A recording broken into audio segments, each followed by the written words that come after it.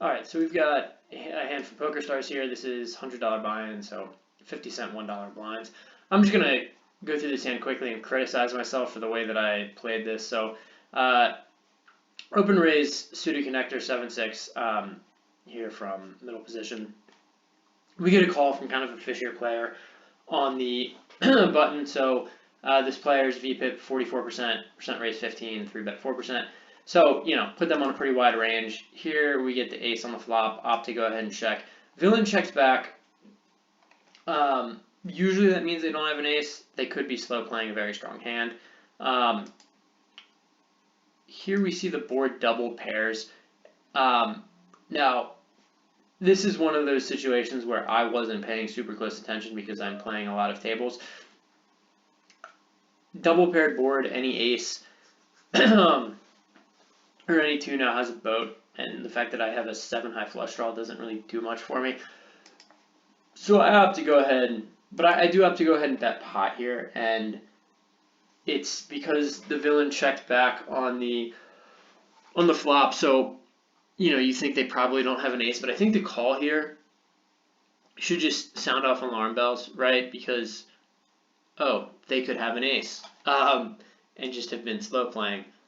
Here we go to the turn, and I do hit the flush. Now, I have to go ahead and lay a small bet out there. The thing is, because the board is double paired, like, you could be trying to get value out of something like pocket tens, maybe. Like, a pocket pair is basically the range that you're trying to target here, right? Because they could have a 2-pair that's better than the board 2-pair, which you beat.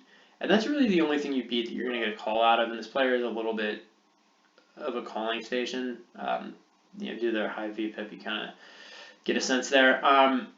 So you may get value out of a few things here, but I think ultimately, like, the turn bet was a little optimistic. Well, I think the fact that you get a call on the turn there is a little difficult. But I could definitely see the villain having pocket sevens, pocket eights, and calling this bet here.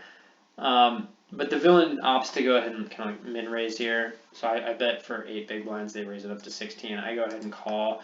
Just like a general note is people don't bluff raise the river very often, especially online. I need like a specific read on someone before I'm going to assume that they're capable of a bluff raise on the river. You start calling big river, any river raise, this isn't a big bet, but any river raise, you're just going to run into a lot of problems. But the villain did have the ace there, so, and I don't think I was paying close attention to the fact that the board was double paired. I maybe just didn't notice that was a second 2 or something.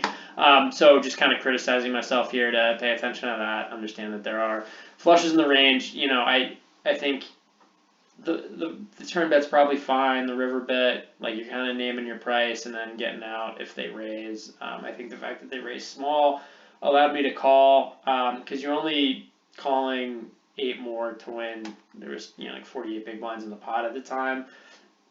So you don't need to be right very often to win, but you're pretty much never right. So, I think this is a hand I probably could have paid closer attention to and just prevented luring myself into a trap here.